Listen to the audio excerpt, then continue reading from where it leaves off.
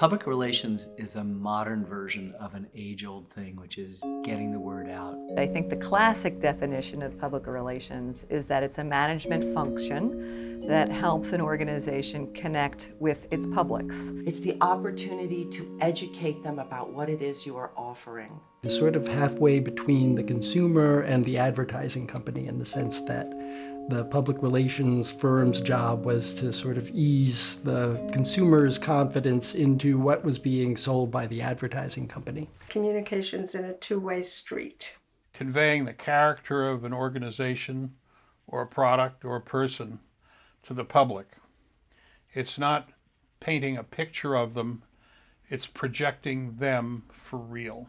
Public relations is a way of building relationships between the corporation or the organization and its publics. It's very simple. Helping people communicate clearly, transparently, honestly, straightforwardly. And I'll give you the official one from PRSA. And public relations is a strategic communications process that helps build mutually beneficial relationships between an organization and its publics. You know, in the early days, it could be a newspaper, it could be a telegraph. After a while, once we're saturated with all forms of communication, we have to be able to target what we want to say. And rather than advertising, drawing attention to something just for the sake of drawing attention to it, public relations is a process of giving much more information and giving the user or the constituent the opportunity to understand more. So it applies to any area. It can apply to marketing, it can apply to corporate relations, financial relations, crisis problems. Most any area can use help from a good public relations program.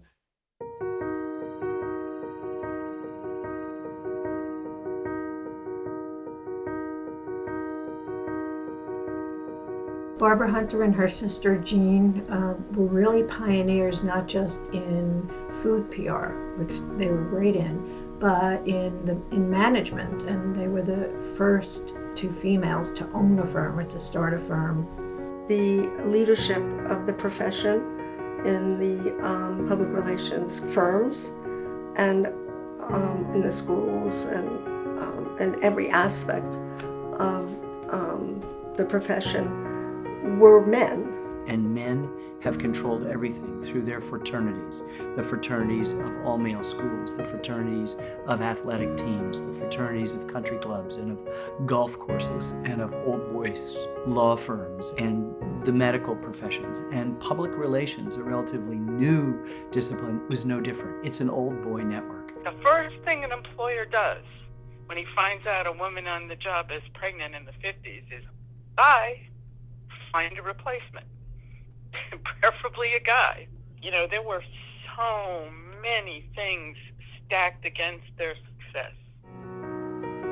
And when Barbara Hunter and Jean Schoonover came along and bought the firm, this was something that most people were, couldn't believe. That was fantastic. How brave, courageous, and wonderful it was that two women who were sisters were running this agency.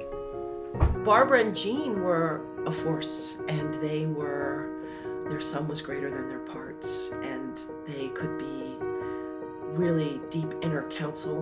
They had untraditional marriages, both of them. They had untraditional home lives, both of them. And they were up against it from day one, and they were amazing. Their relationship was amazing. How they supported each other was amazing. And how they went into battle was amazing. Barbara and or Jean were absolutely stunning to look at, exciting to listen to, and utterly believable. It was from the heart, it was rich language, and it was straight to the point. We were all working so hard in those years that the notion of sexism at that time, I wasn't as conscious of it. And from what I know of Barbara, that she was the same way. It was, what do you mean I can't do it? It didn't occur to us that as women we couldn't do what anybody else did. She showed up as a professional first.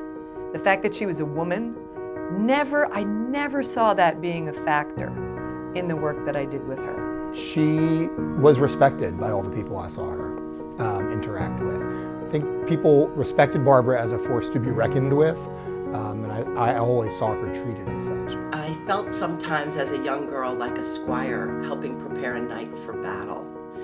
My mother had to dress a certain way and have things be a certain way so that she could stand with the men. You know, she's one of my biggest champions.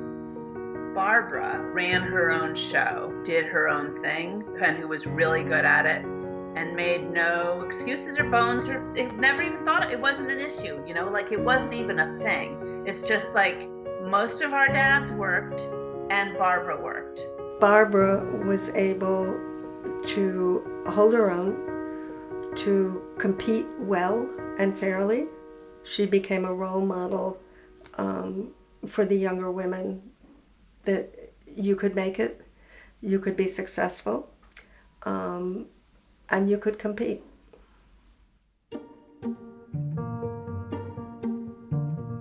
Two years before the stock market crash of 1929, I was born in the town of Westport, New York. It was a small town, about 1,000 people.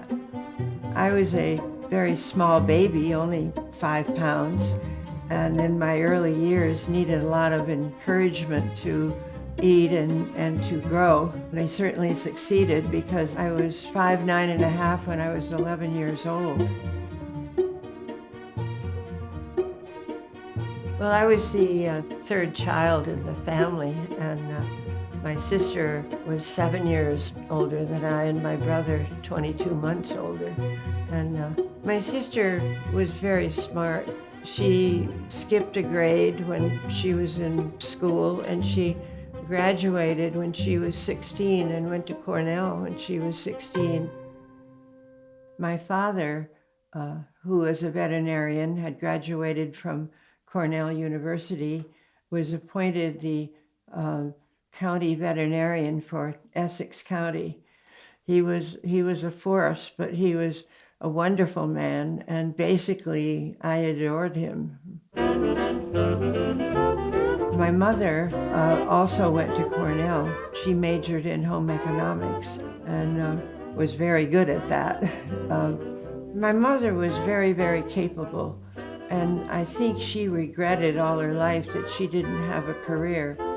I think my grandmother would have loved to have had a career, but she had signed on to be the wife of a county veterinarian in Essex County, New York, and the opportunities were just minimal.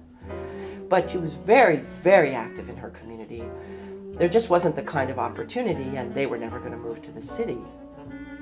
She did a lot of wonderful things for us kids. She would pile us in the car and take off for Denver to see her family. She would do all the driving, and she would pack a huge lunch which would last us for a day or two while we were on the road. She was a wonderful partner with my father. She used to take calls from him, schedule some of his appointments. In fact, I remember that once or twice she even went out to a farmer when my father wasn't available because she knew what to do. The Depression was not an easy time, particularly in Essex County. A lot of the farms were poor.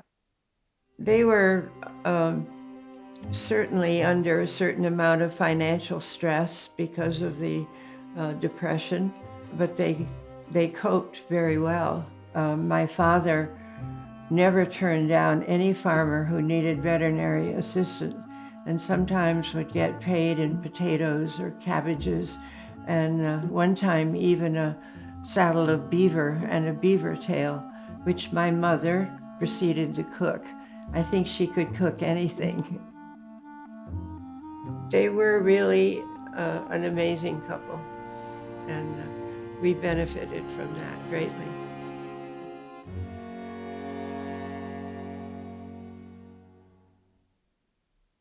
I didn't have a lot of close friends. The ones in my neighborhood were just enough older so that they weren't my close friends.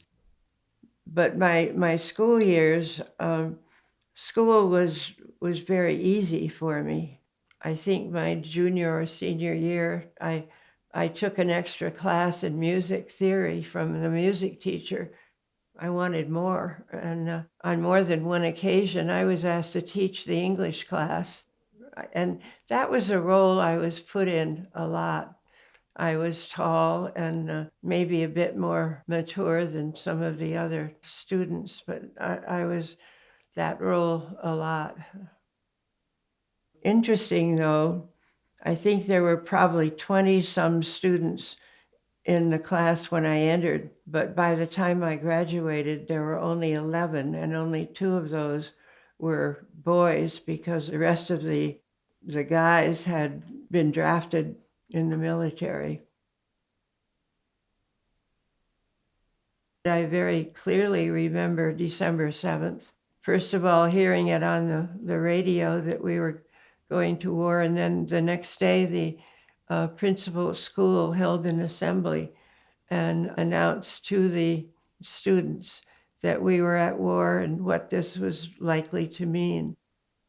That was a very big impression on me. We had to pull the blackout curtains and so on, and I certainly remember the rationing. Sugar was rationed and gasoline was rationed. We had margarine instead of butter, and I remember it used to come with a little round pellet of color and a bag that we would sort of massage the color into the margarine so it would look like butter. I mean, I did see the newsreels and so on, but I think it was difficult for me to really realize what these guys were going into.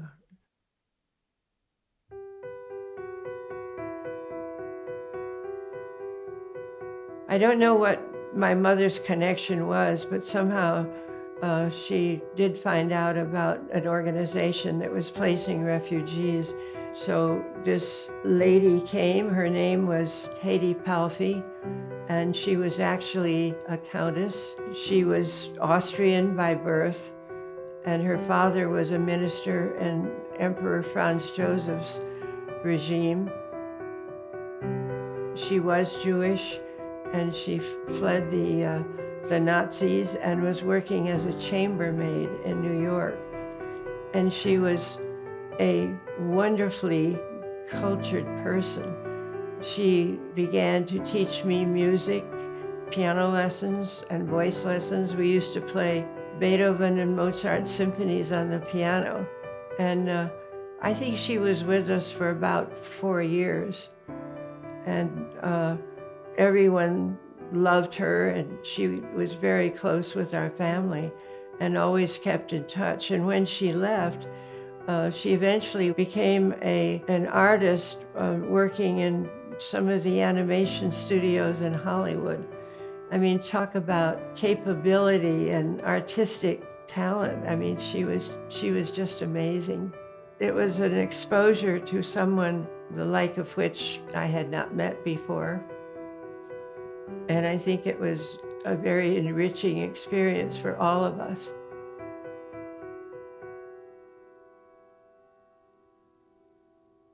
Through the years, I didn't really like being in Westport too much. I couldn't wait to get out of it. There was never any question that we were all going to have a college education and probably were going to work after that. My mother and father went to Cornell. My sister and brother went to Cornell. 21 members of my family who have gone to Cornell. I didn't ever apply anywhere else. And fortunately, I did win a Cornell scholarship. And so obviously, I went to Cornell. It was a whole new world for me. I entered Cornell in 1945, just as the war ended. It was a wonderful experience for me, and I think for the first time in my school career, why I was among peers and not the one that was the tallest and the most serious and so on. You know, I found myself in a community of people that were interesting, and it was a great next step in my life. And I had a roommate that I bonded with very, very early, and we became really very good friends. We went through rushing with these sororities, and the only one that we were both bid to was Kappa Kappa Gamma. And so I joined it really because she was going to join it as well. I majored in government. I think I would have maybe liked to have gone to law school, but I knew my family couldn't afford it. And at that time, I guess I just didn't see a way that I could do that. When I was a sophomore, I decided I would try out for the Cornell Daily Sun. And I competed my first term, and I didn't make it. I wasn't elected to the staff. And I was disappointed, but perhaps realized I hadn't worked hard enough. So I tried again, and this time I did make it. And I loved going down in the evening and writing headlines. And I eventually became, I think, the first women's editor of the Sun. So I would cover women's activities. I was proud of that, and it really taught me a lot, which was very useful for me later on. The other thing at Cornell was the social life. We used to go to dances in the huge Barton Hall, and there would be an orchestra at each end, and they would be like Glenn Miller and Count Basie or Artie Shaw or Tommy Dorsey. I mean, the really famous swing bands in those days. So it was really fantastic. And the women would go in formal dresses, and the men, of course, they would deliver corsages and so on. It was a different social life than it is now. And then there were the fraternity parties, particularly after the football games. You would go to a fraternity house, and Kappa was known as kind of the party girls of the campus, which was not my style really. But I eventually found myself elected president, which was a surprise to me because I was down at the Cornell Daily Sun most of the time. A lot of women went to college hoping they would meet somebody that they would marry, and indeed that was the case. Many of the women that I knew were engaged. In fact, my roommate in my freshman year was not only engaged, but I think was married by the end of her sophomore year, so she didn't come back to school. But that wasn't my goal. I wanted to finish my education, and I fully intended to get a job. If I married someone or not, I still was going to get a job. At Cornell, there was a ratio of about 4 men to every woman. But the Cornell men, many of them sort of looked down on the Cornell co-eds. They said they had thick calves in their legs because of all the hills they had to climb, which of course wasn't true at all. And I don't know why they looked down on Cornell women. Maybe the Cornell women were too smart for them. But I did have dates, and I was what they called pinned to one for a year or two. And in those days, there were a lot of veterans who came back to college. So there were a lot of older guys who came back to school. 2 or 3 of the people that I dated a lot were veterans. And I did fall in love with someone, and we were sort of semi-engaged. And I remember that one summer, Mother took us to Denver, and he hitchhiked out to Denver to see me, and which was great. But what happened after I got out of school, I remember one horrible weekend, he came to New York, and he was Catholic and his family were pretty devout Catholics. And I had heard my mother talking to my grandfather about how kind of upset she was that I was dating someone that was of that religion. And I guess that plus maybe my early exposure to their thoughts about Catholicism and my immaturity, I think all combined maybe to breaking up with somebody that I loved very much. I really did. I was devastated. It took me months to get over it.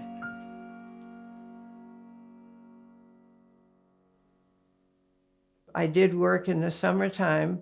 My sister was very, very helpful. She got me an internship at Topics Publishing where she was working. But from the time at Topics Publishing Company, which was Food Field Reporter, Jean was really my mentor.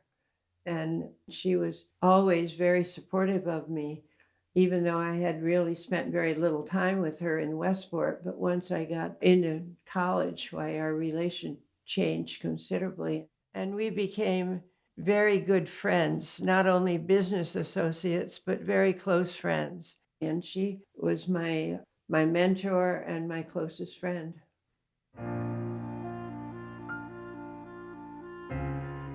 Before graduation, I had a call from Roy Miller, who was the editor of Food Field Reporter.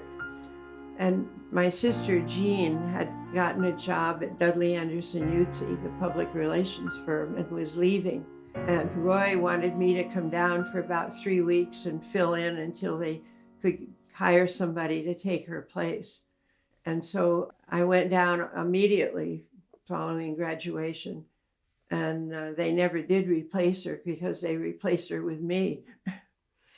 And I eventually became what they called packaging editor.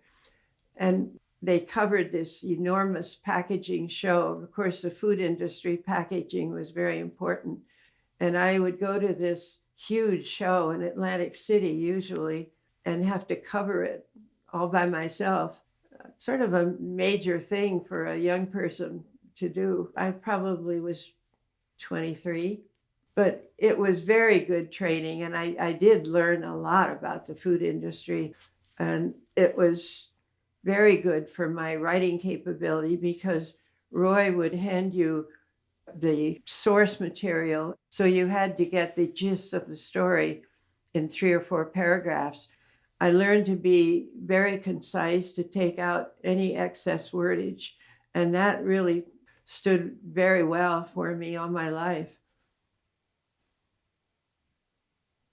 And then I had left Food Field Reporter to go to National Dairy Products.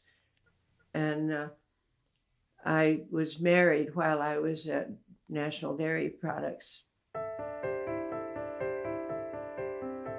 I met Austin in 1952 on a weekend in Essex, Connecticut, when I went up with a date, and he had a date, and there was quite a group there. And they wanted to have a beach party, and we went to the beach party and with our respective dates and so on. And I remember I got up from the picnic area to go to the ladies' room, and he followed me and tripped me up in the sand and gave me a very sandy kiss, and I was furious.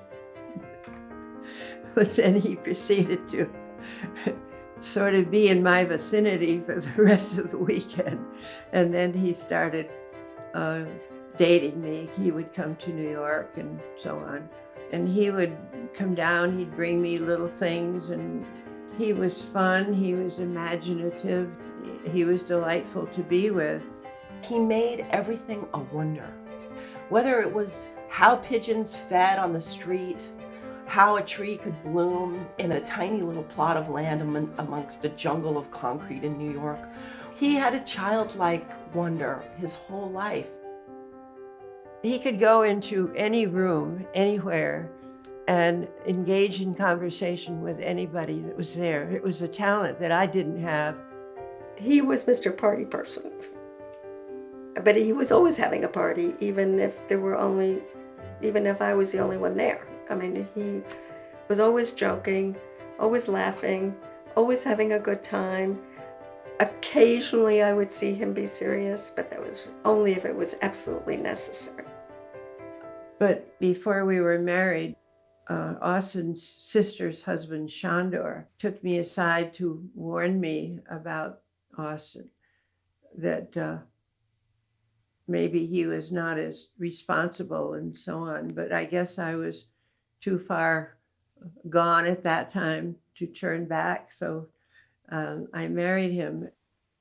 And I didn't find out till later that he really couldn't hold a job and would lie about it. And I think that was the very low point of my married life. Then I became pregnant very quickly, and I was still working at National Dairy. And when I left to have a baby, they said they would hold my job. So I had the baby, which was Kim. And when I went back, no job. They did not hold it. They filled it, and they said, we have no place for you. So here I was with a new baby and a not very responsible husband and no money.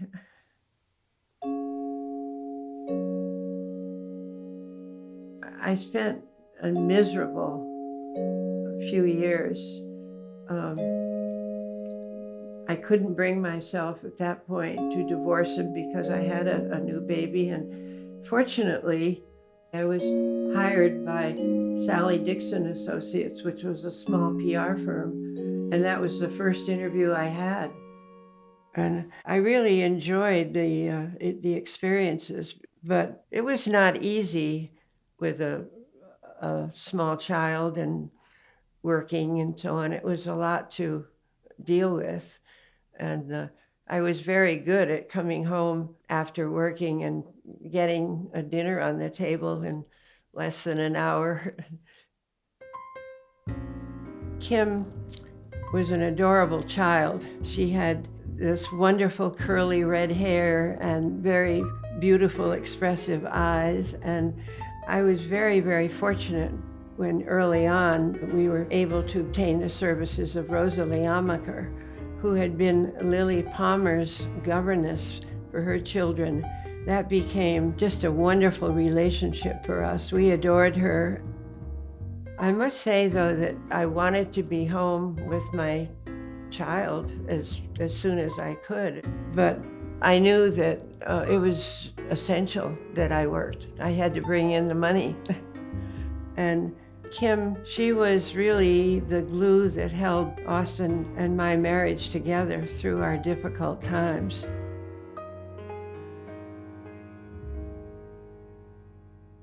My sister, who had been at DAY, convinced them to give me an interview because they needed another account executive. I went there and I was interviewed by George Anderson, who was one of the partners. And he decided to hire me, even though there was a rule against nepotism at the agency. And we were on different accounts, and we didn't make a big deal of that. It was interesting that even the telephone operator didn't know that we were sisters, but she wondered why we sounded alike on the telephone. DAY was a wonderful experience for me. I think it was the people that were employed there who had been there for quite a while. It showed me a culture that was very supportive. And I handled clients that were fun. One of them was Knox Gelatin. I remember having the responsibility to publicize the 75th anniversary of Knox Gelatin. And there used to be an annual conference of food editors, and this one was in New York City. And so we were on the program for a dinner, and we had a formal dinner at the Ritz-Carlton, and everyone was required to wear evening dress, and we had escorts for each one of the women food editors. And our entertainment was Barbara Streisand, who was just beginning her career, wearing her sailor suit costume that she used early in those days. The next account that I got was the National Broiler Council, and I think I started on that like in 1959. The industry wanted to expand how people serve chicken and to make it more of an everyday meal. In those days, chicken was selling for like 10 cents a pound, and 96% of the people who were buying chicken would buy it for Sunday dinner and would serve it fried. And we had a test kitchen at DAY in those days.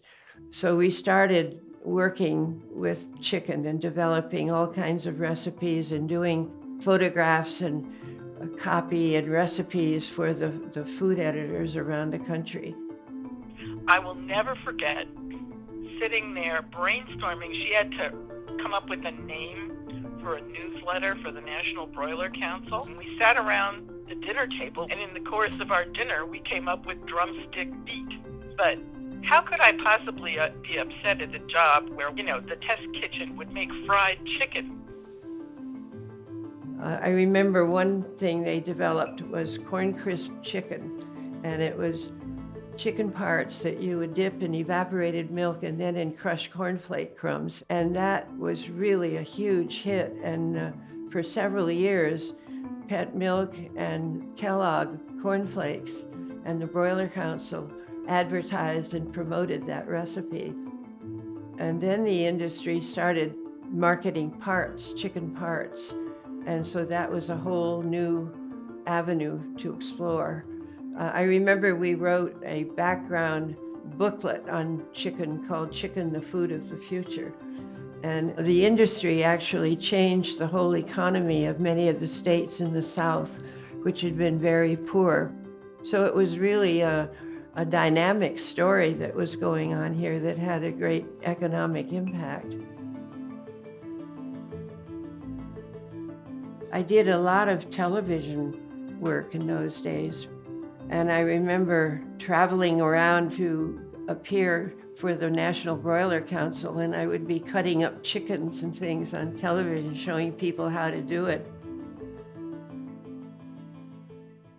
Well, I was an employee there. I was on the staff from about 1956 until 1969.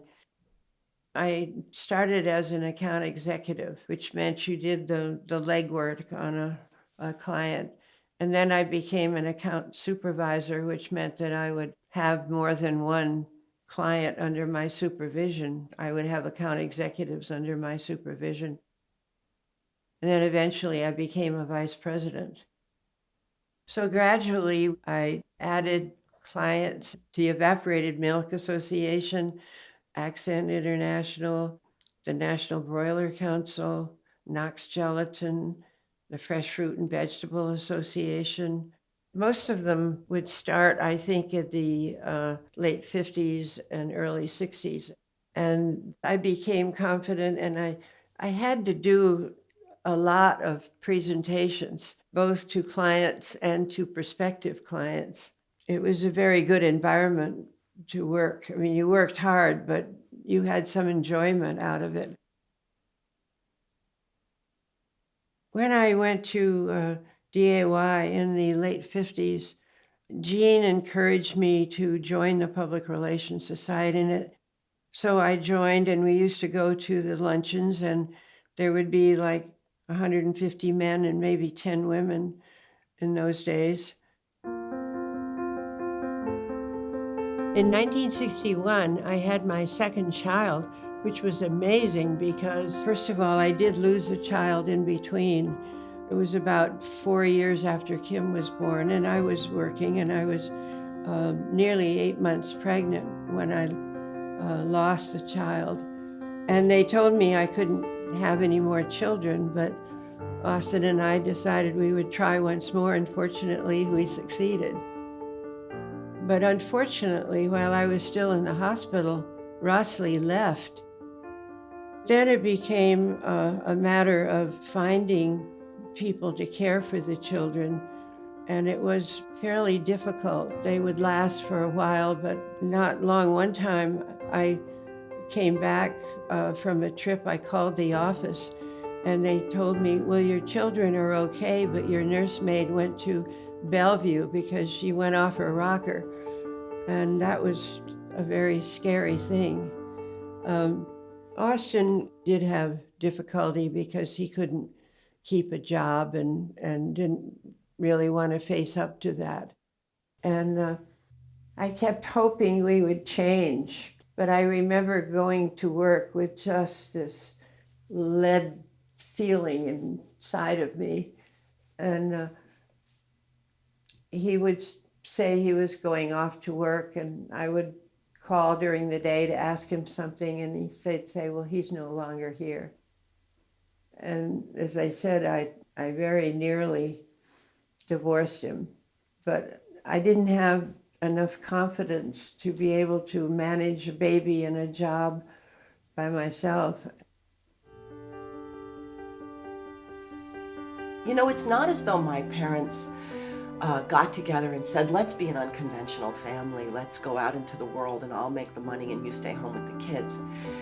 That was never the expectation. And it was, I think in the early years, very, very difficult for everyone involved, my sister, my mother, my father, because everybody had to come to terms with the reality.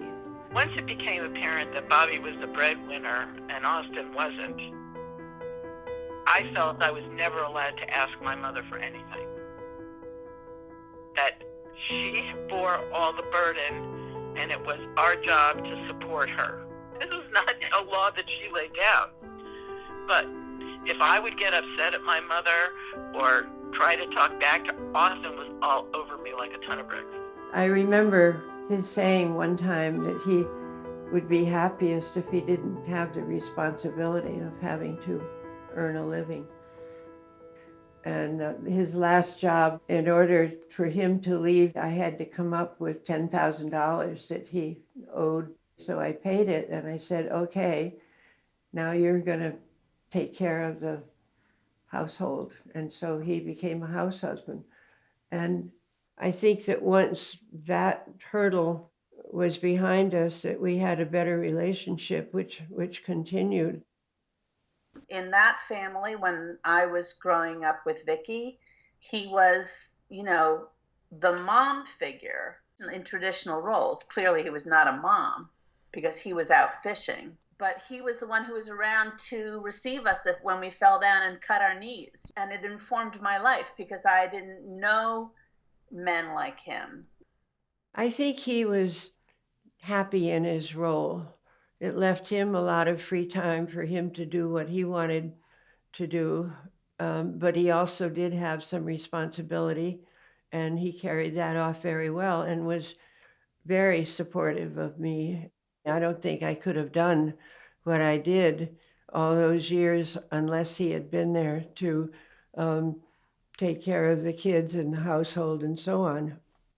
My father spent his life proving that he could not fulfill expectations. So eventually, it came to be understood that he couldn't reliably hold down a job. He did have jobs at different times, but often the consequences, the costs of him holding down the job were greater than the income. So at some point, they just said, okay, Barbara, you do it. But for me, my dad went to all my school outings. He came to all my softball games and basketball games and volleyball games. And he was the class mother. And it never seemed weird to me that he was the only guy. That was just the way it was. So I really give him a lot of credit for my success.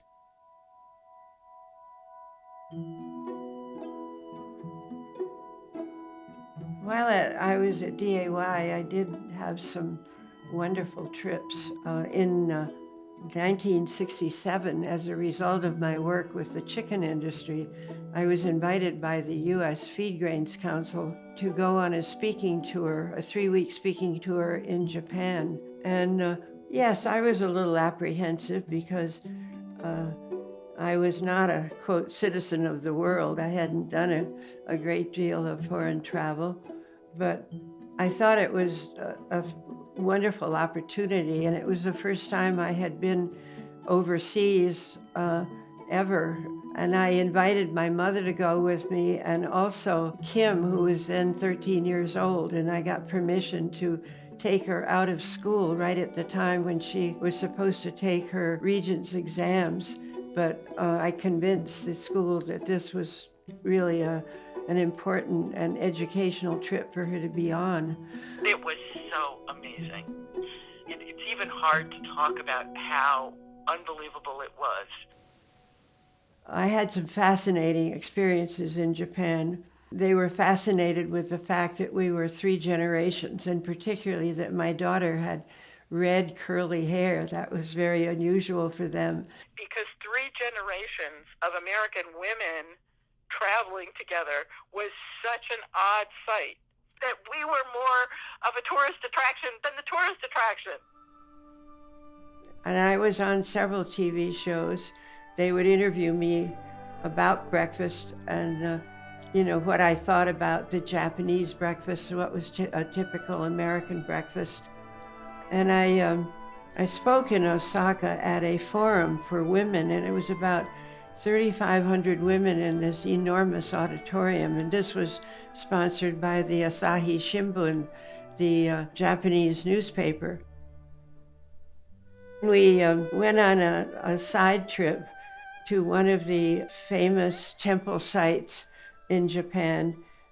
We were taking a train trip, and we got to the station, and they were waiting for Hunter-san, and they wouldn't go until Hunter-san arrived. Well, there was no male Hunter-san, and I was it. And my mother and daughter were seated in the ladies' car up front, and I was in the car reserved for the men. And they were all having their suntory and so on, and laughed and laughed and laughed when I came in the car. They giggled most of the trip all the way up to the site where we were going. And I did have the opportunity to talk to some small groups of women, but it was very clear to me after traveling how different it was to be in the U.S. and to, as a woman, work in the U.S. And I felt very, very lucky that I was here and had the opportunity that I did have. And George was a wonderful person to work for when he was not under the influence. And sometimes Gene and I had to cover for our partner. Sometimes he would not be able to make presentations. Sometimes we would have to do it on the spur of the moment, yeah. But I think Gene and I very much became the backbone of the food operation at Dudley Anderson and Utsi.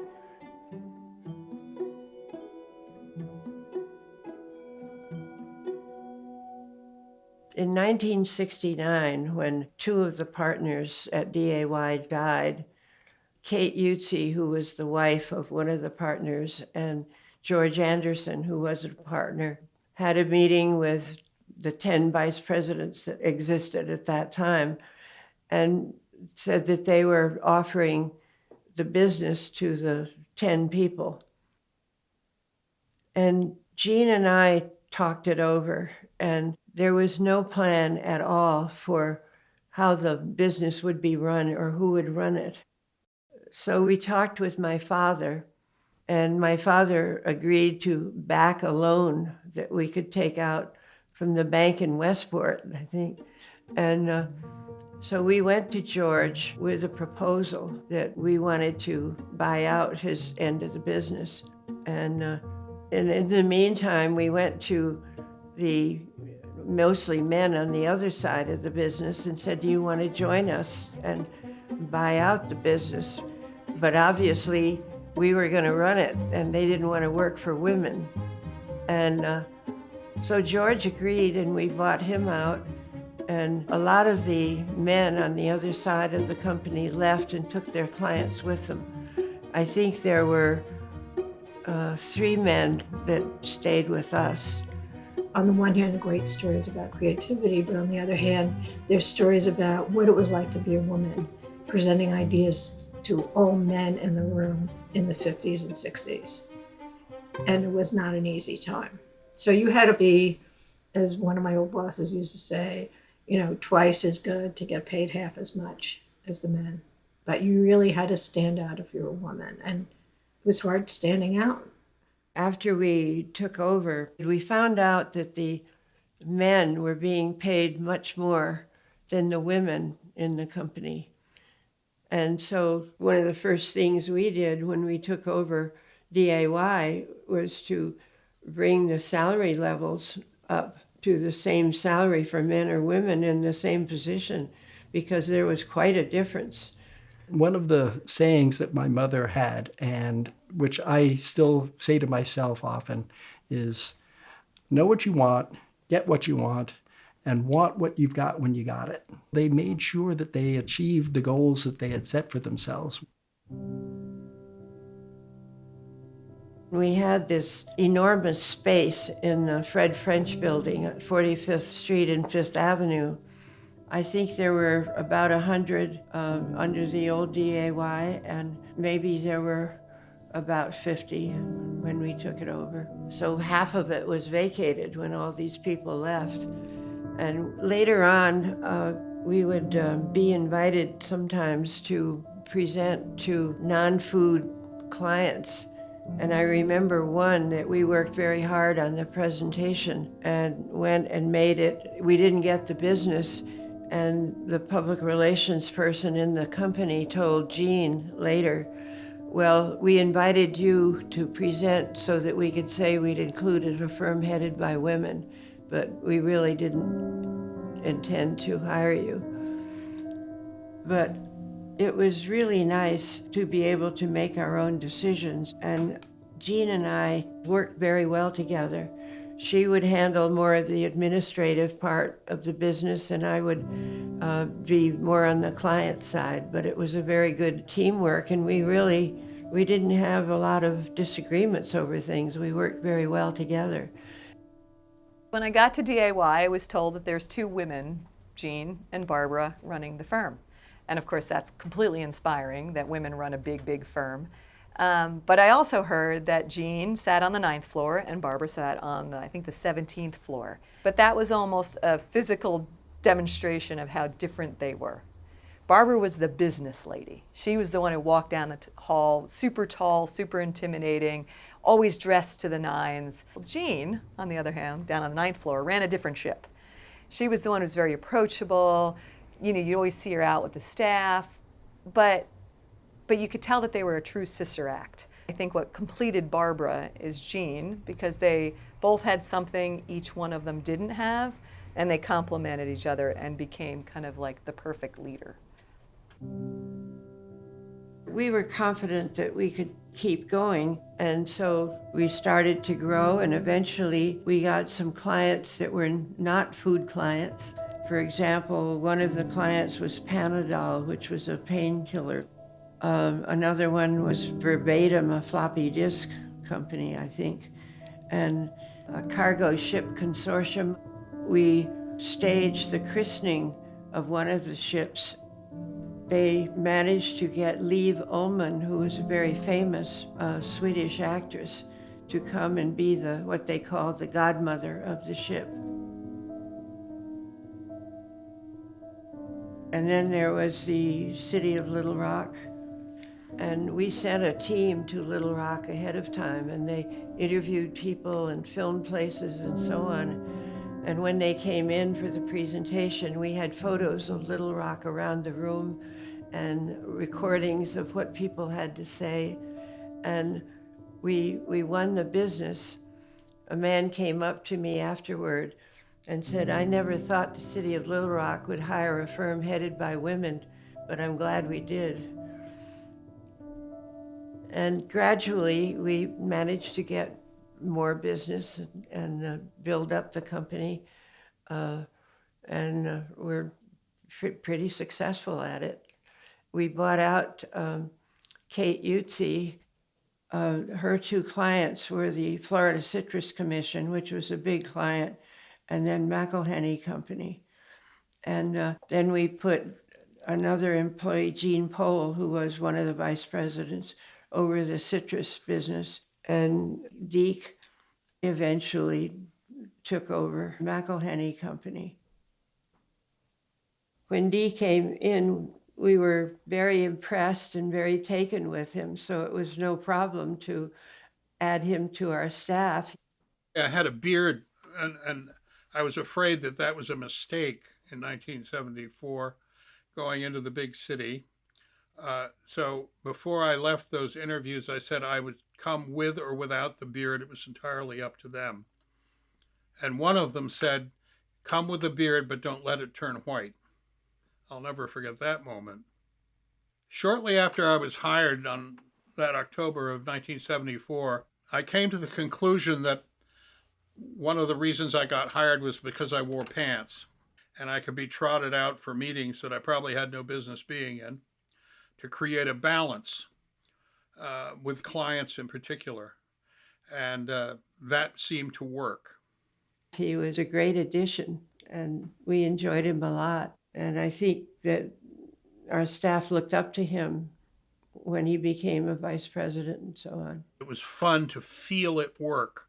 And you knew damn well that part of that was because male and female figures were achieving what couldn't be achieved otherwise. He was great. I think our staff was very involved with each other frequently, and we used as many occasions to have a party or some social interaction with them. It was a very supportive environment, and it was fun to work there.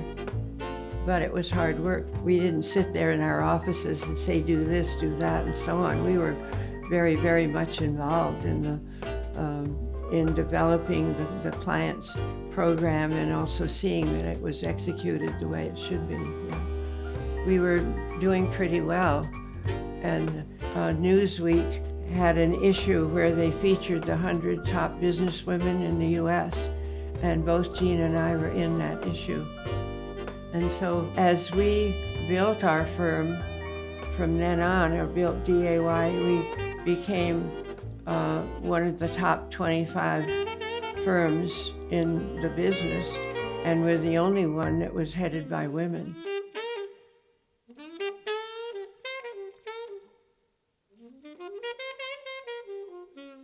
Through Austin, we managed to have this place on Fire Island, Point of Woods, and just before we were married, his father wanted to sell it. And his mother realized that Austin and his sisters really loved Point of Woods. And so she bought a bungalow, a small house, so that they would have a place to go. And for several years, we shared the house with them. And then when I had enough money, I was able to buy it from his mother. That was a marvelous thing for our family because on weekends and on vacations, we could get out of the city. There were no cars out there. The girls could, run around, and it was a very safe place for them. And also, we developed many good friends out there. And Austin adored that place more than any other place in the world. And it just was a haven for us in those days. And it was interesting when I first went to Fire Island and was working, particularly when I had children. The wives out there had husbands that went to work, and they would come back on the daddy boat, on Friday evening. And I would arrive on the daddy boat because I would have been working. I would have had someone staying with the children, or Austin was there. And I had people say to me in various places, how can you work and travel and be away from your children? It was a question that I got a lot.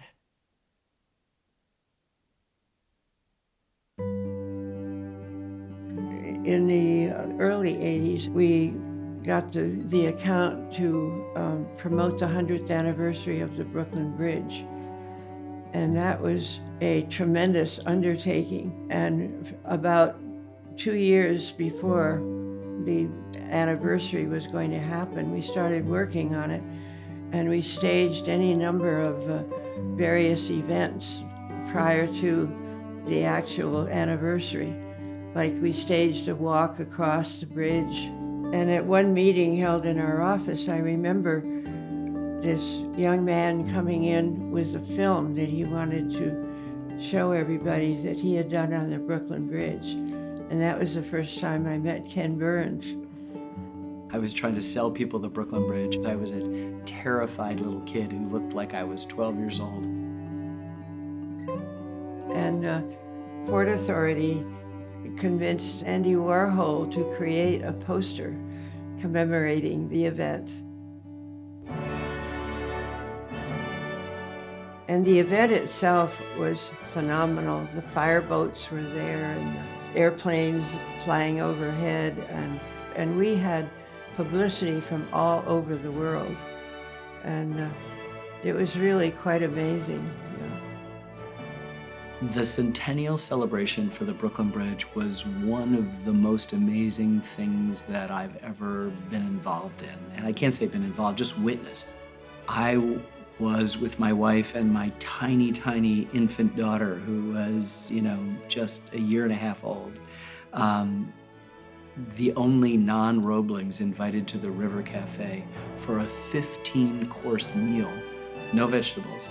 And I remember taking my little girl, Sarah, in my arms as the fireworks went off and realizing that there was really only one person in that room who had a chance of being there for the bicentennial, and that was her. And so I whispered in her ear, "I hope you're here for the bicentennial." She would have been 101 and a half. So, that was a huge feather in our cap. And I know we submitted it for a Silver Anvil Award, which were awards for exceptional programs that were carried out in various parts of the public relations field. And we didn't get it because they said we didn't do enough research.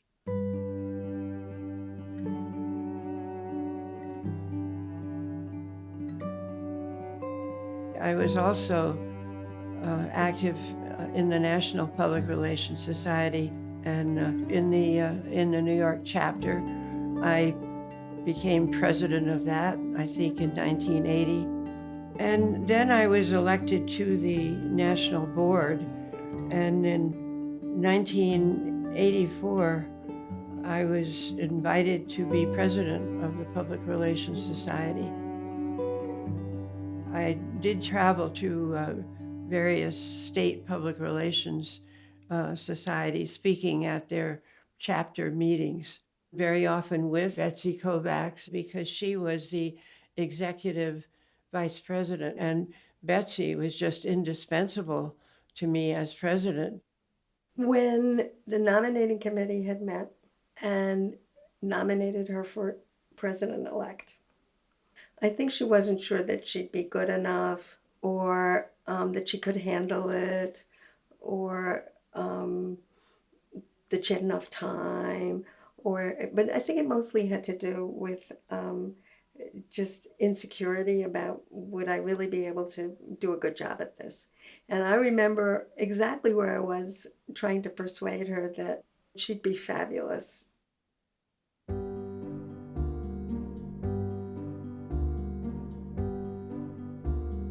We did the Brooklyn Bridge Centennial in 1983, in May, I think. And at the end of that year, we decided to sell the company to Ogilvy and Mather.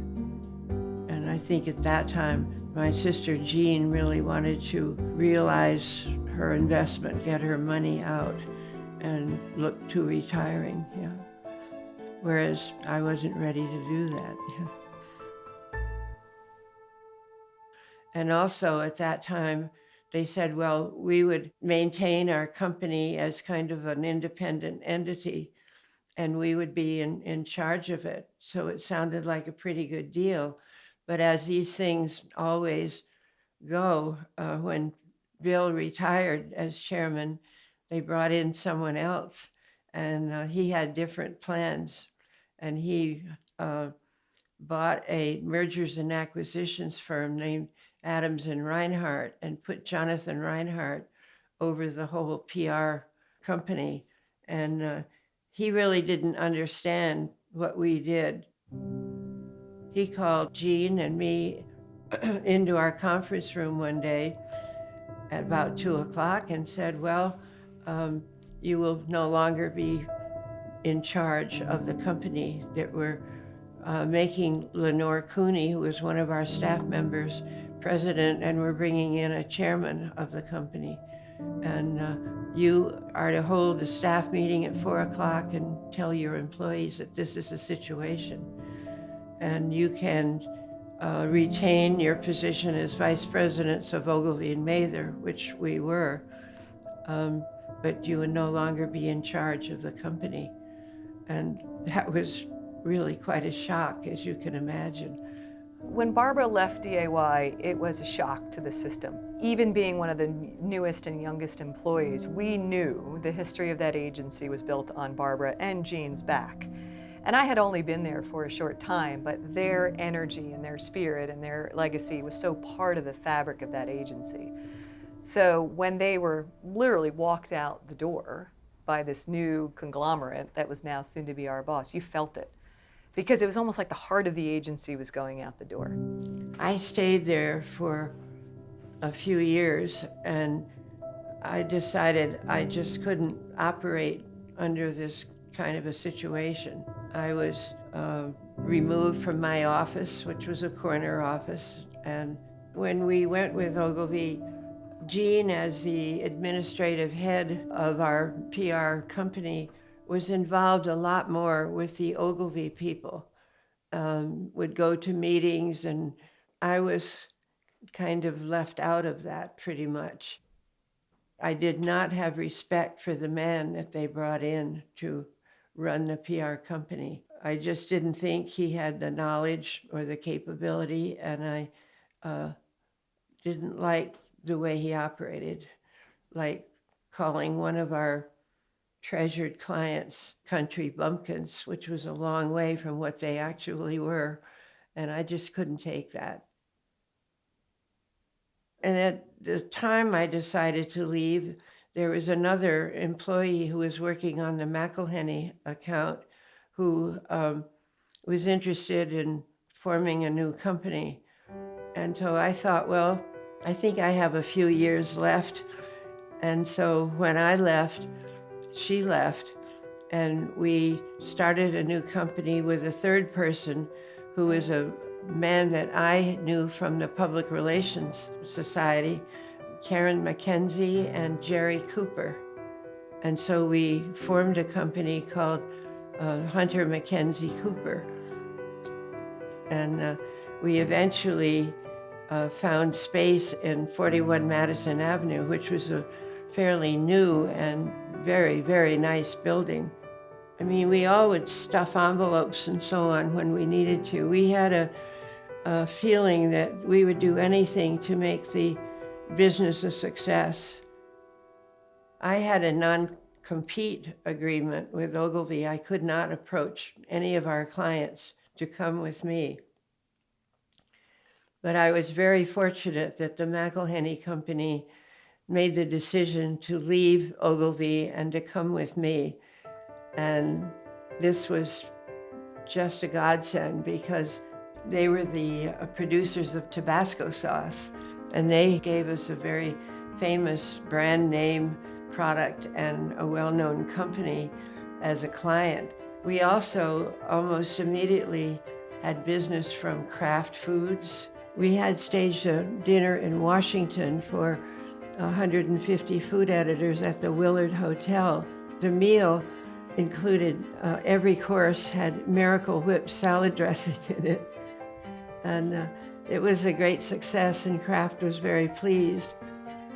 After, I think, about 6 months, we convinced Grace Leong to leave DAY and come with us. And Grace is amazing. We were so lucky to hire Grace Leong.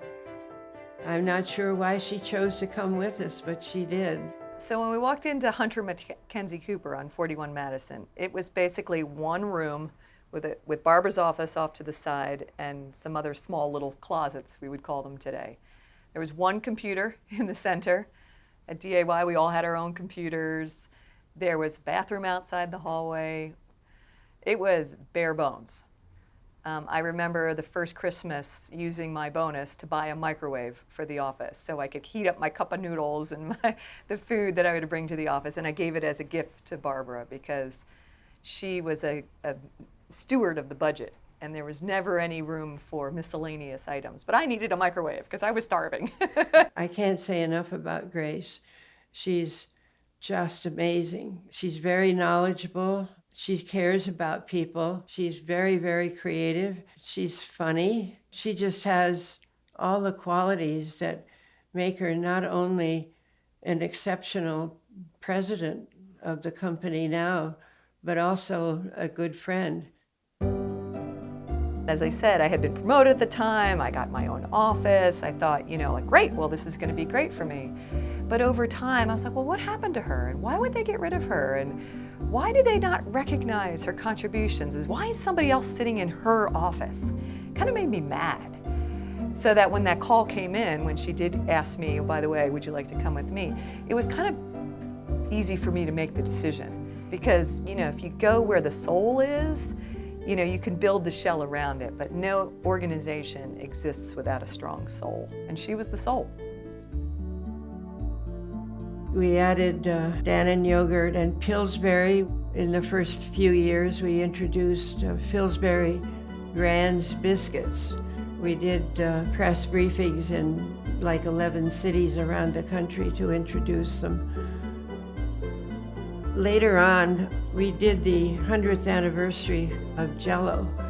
And for this, we competed with every major public relations firm. They had several days when they were interviewing firms, and it was fantastic. We did a lot of events. We suggested that they make a way to make Jell-O bubbly, and they put out a new package, and you got a Jell-O that had bubbles in it. And we created a cookbook for them, and we even made the front page of the New York Times with this. We produced the world's biggest no-boil lasagna on the campus of Cornell University. It was almost the length of a football field, and they built a special pan and a way to heat it from underneath.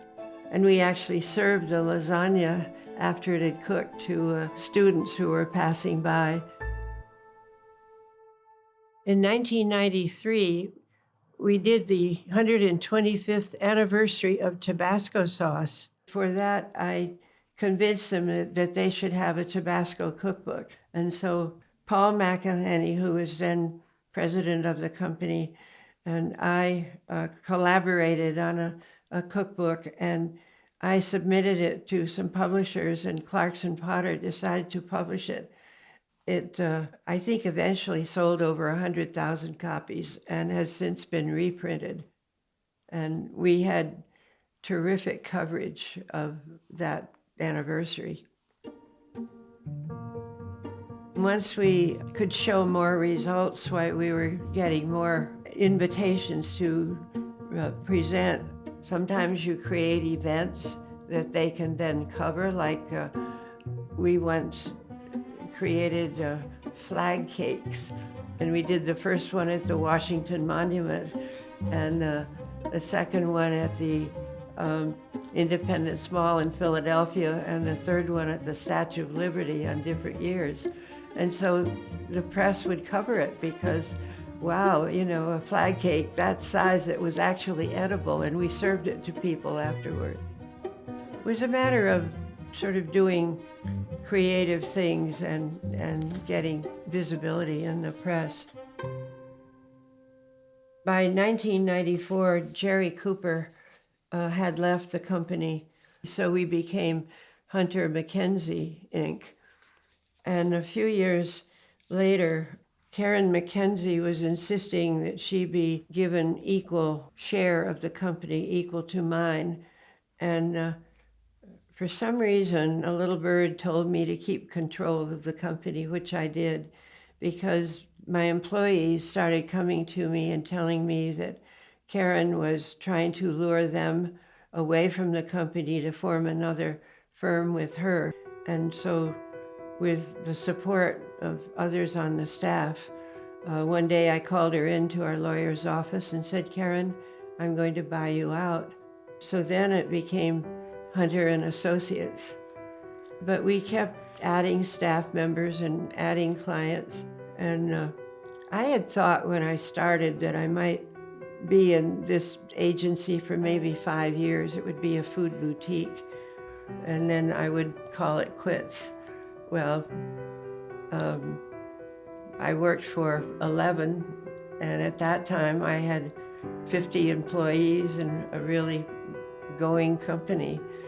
And it grew way beyond my expectations.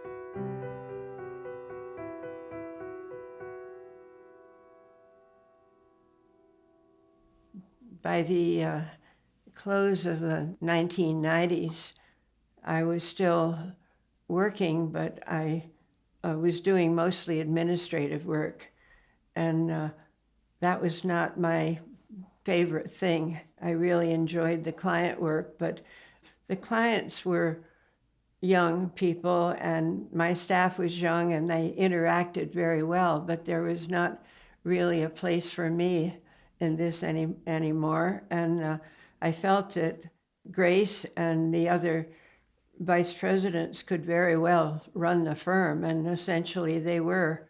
And after a rather sticky time, we did come to an agreement, and we were all happy with it. When Barbara was thinking about retiring, she had a whole conversation with the gentleman who was the head of the company at the time, and wanted and said, "Listen, when I do retire, I think John should really be your guy here and really take it over." And she sort of very much teed me up for success in her management of that process. So that was very kind and gracious and helpful of her, for sure. When Barbara asked me that, told me that she was eventually going to leave and she wanted to set up, me to take over, I was scared. How do I do this without you? I'm not you. Not yet. You can't leave yet. Not yet. I need more time. And she said, "Time's up. You need to do this. I need you to take over." And at first, I didn't want to do it, but it came down to I didn't want to let her down. She never let me down. And she trusted me. Again, she asked me. And for that person to ask me means she believes in me and I can do this, even though I didn't believe I could. But she set me up for success. I just kind of didn't know it then. But I took the chance, and she was right, again. Now it is about 125 people, and they probably bill maybe close to $25 million a year. So that's a pretty substantial little company. The relationship, despite all of the back and forth with the buyout, is a very close one. They continue to invite me to come down to Founders Day, and I really enjoy going, and they make a big fuss over me. And she comes down and does our Founders Day, and we love her coming to speak to the staff, especially to talk about how the industry functioned when she was young, because the whole world has changed so dramatically since then. She was very much a pioneer in the business, and the staff consistently loves hearing Barbara's perspective on those things. And it's a great honor for me that they have kept the name Hunter. And so I feel a part of it, even though I don't have any financial interest in it. But I'm very interested in their progress. And Grace invited me to come down when she received an award from the New York chapter of the Public Relations Society, and I was very pleased to be there for her. I think we have a close relationship even though we're not together on a day-to-day basis. 30 years after the founding of this company, there's still the president and 3 vice presidents that I hired, and there are other employees as well. So I did a good job in some of my selections. But when I go back to the office, I feel very proud of what they've accomplished and very honored that they want me to come back. I have 2 favorite days at Hunter. The first is Bring Your Parents to Work Day, and my second favorite day is always Founders Day. And it's the day that Barbara comes back to the office and we remind the staff of where we started and the story upon which we started. And then to see her take it a step further and get up and lead the team, she's still got it. When I retired, one of the first things that Austin and I did, we went on a 35-day cruise, which took us from Hong Kong to Athens with stops all along the way. And I think that was a good buffer, after leaving the firm. And then we moved up to Walpole, a house that we had bought with our daughter Vicky and her husband Tees. And I love it up here. It's a beautiful house and a beautiful town and a beautiful state, and it's just great as far as I'm concerned. But it's exciting and to be with younger people a lot. I'm not just thrown in with people of my own age like I would have been if I had gone to a retirement home. And I'm so grateful for that. I couldn't ask for a better retirement situation. She was really happy to be here. She loves this house and was really drawn to what we made here and loved being with my children. And that was really lovely. She spent time and did things with my sons that she never had the opportunity to really do with Kim and I. And I think it was a second chance for her in a different way. Also, at this time, I think in 2004, I had been on the board of the Point of Woods Association previously when I created a long-range plan for them, and then I was on the board again in the early 2000 and created another long-range plan. And as a result, I was invited to be president of the Point of Woods Association, and I was president of it for 4 years, and so far I'm the only woman that has been. And I'm very proud of that because when I went to Point of Woods, I was criticized for being a working woman. The hardest part of retiring was moving away from Jean. She was in New York and I was in Walpole, but I used to go down when I would chair the meetings of the Point of Woods Board of Directors. I would stay with Jean and I would try to plan it so that I would have the board meeting on one night and I'd go to the opera the next night with my sister. We like to do a lot of things together, and or even if it was just being together. I went to New York to visit her, and we had a few days together, and we played a lot of cribbage, I remember. And finally, we had reached the end of the 40th game, and we were tied, and she wanted to play one more game, and I said, no, let's just leave it that way, that we're tied. And about 2 or 3 days later, she had breakfast one morning and went to rest for a bit and died. And that was very difficult because we were very close friends, as well as we had been business associates and sisters. The 7-year difference certainly melted away when we got older. So I felt that I had lost my best friend. Yeah. as well as my sister. So it was like losing a part of me, one that I could never replace. Knowing the special relationship that Bobby and my mom had, I can see, again, the strengths that they each helped bring out in the other. And so when I'm visiting Bobby, it's kind of seeing parts of my mom which bring me great joy and make me feel appreciated and help me appreciate her. Certainly in the things that we're doing, she's very close. Every so often, I'll come up with something, oh, I wish I could call Jean about this, but I know I can't, so I have to do the best I can with it. I mean, she'll always be a presence in my life, and I will always miss her.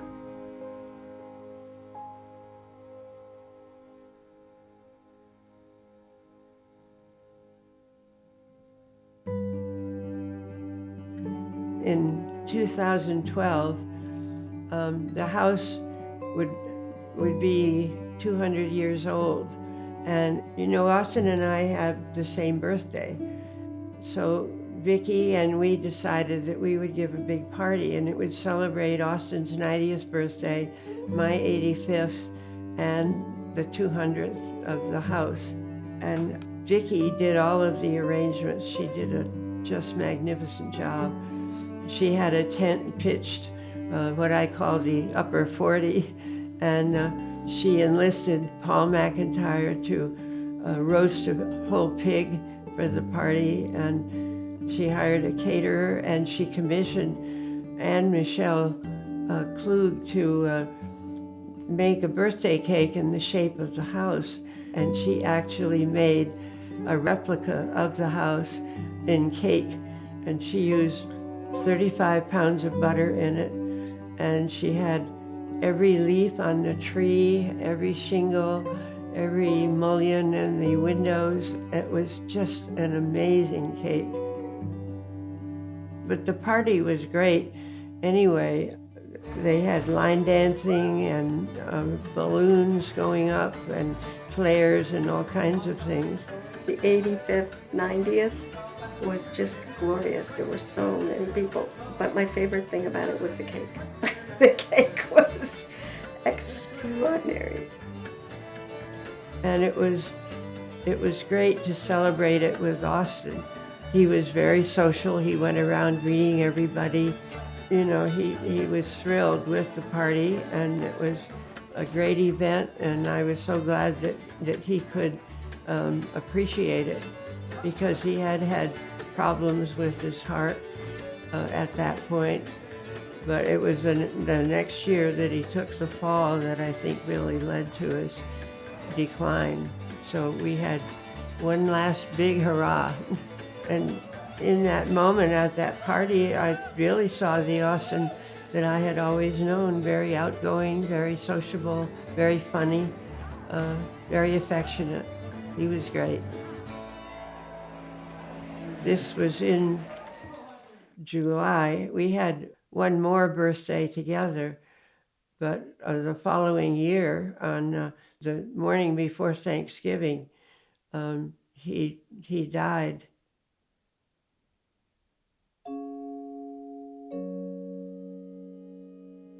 Austin, in his last few years, had a series of illnesses, which left him unable really to talk very much. It was very difficult for him to talk, and for Austin not to be able to talk. That was very, very difficult. So he died at the age of 91, and he was very affectionate right up to the end. I remember the night before he died, for some reason, I had started to go upstairs, and I went back, and I wanted to give him a hug and a kiss before I left. And I was awakened the next morning about 6 o'clock, and with the news that he had gone, and this was the day before Thanksgiving. Barbara and Austin's relationship was truly yin and yang. Austin kept Barbara laughing. He kept her seeing the things to be grateful for, the things that were good, the things that were fun. He reminded her to relax. He reminded her to have a good time. He reminded her to not always focus on the to-do list, but to think about the to-be list. And I think that that is the biggest loss in her life every day. Austin lived a long life. He lived a full life. He gave us all so much. Losing him was losing that reminder to stay soft, to stay open, to keep smiling. He kept her spirits up anytime she was down and about anything. But living here, I wasn't living by myself, and that was a huge help because I had the family here to be with. And Austin was a wonderful companion. He was considerate, he's funny, he's just great company.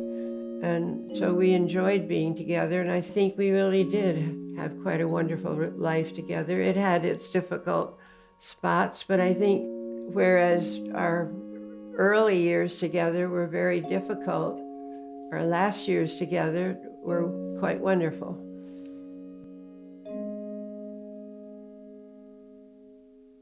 When I look back on the years that I've known Barbara, and it's almost scary, isn't it?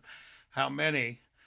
She looks remarkably the same. The spirit and the twinkle and the toss of the head haven't changed in God knows what it is, 40 years or so. Barbara is so vibrant and interested in the world around her. She stays current with everything, knows every detail of everything going on with her family and her friends. She's just so engaged in life. And even with some of the challenges that age brings to all of us, she still is as vibrant as ever. And I said regal before, and I think that still holds. I first met Barbara Hunter in a textbook. I was a student of public relations in college. I didn't know what I wanted to do, but in my sophomore year, I opened up an Introduction to PR textbook, and I read a profile of a woman, the first woman to start her own PR firm. I read the whole story from soup to nuts, and I literally said to myself, I know what I want to do. One day I want to work for that woman, and I want to be that woman.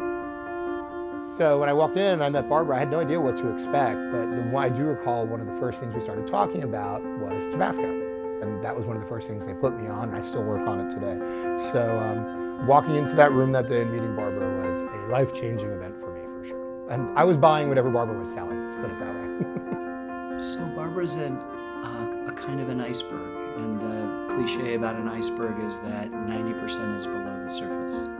And what was so great is learning about who she was, who always sort of took a back seat. After a while, you begin to understand that this woman went in and broke the cliched glass ceiling, but did it at a time when it just didn't happen. And that's what's so impressive, because her actions had to counteract this incredibly male-dominated world and do it spectacularly and rise to the highest levels of that accomplishment. And at the same time, it was completely discreet. It was about getting the work done and doing it well. And that earned my undying respect.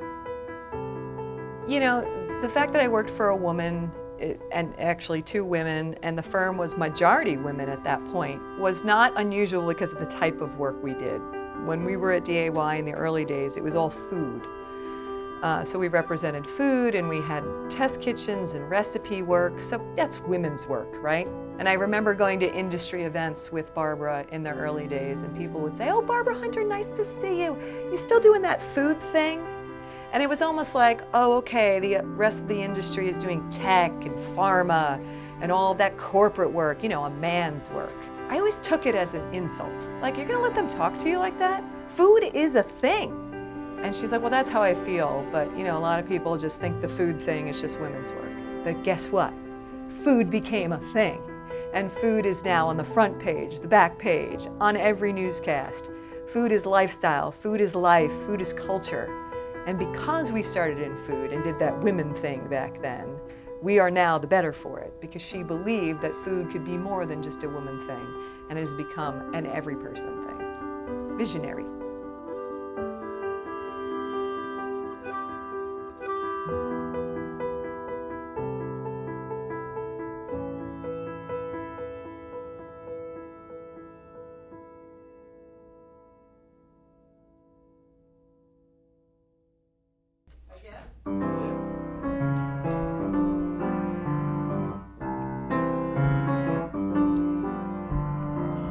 Sisters, sisters, we work for two very lovely sisters.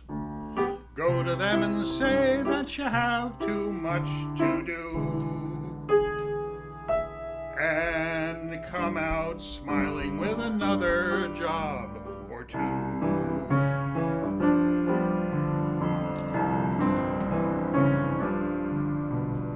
Media mention, that is how our clients get attention. And oh, how nice to know that of the rest, PRSA voted us the best. So give me a D for Dudley, A for Anderson, why, oh why, a name like Utsi, that's our PR firm, where we earn and learn. Yes, learn from them to churn out the copy. Keep it terse and choppy, and don't let it get sloppy. Oh, I propose a toast to those whose bold approach has led to profit sharing and the annual lunch. We're really quite a bunch. You can keep Ted Sills, Byard, Botsford, and Ketchum. We've got the team, and I'm not messing. I am proud to be at DAY.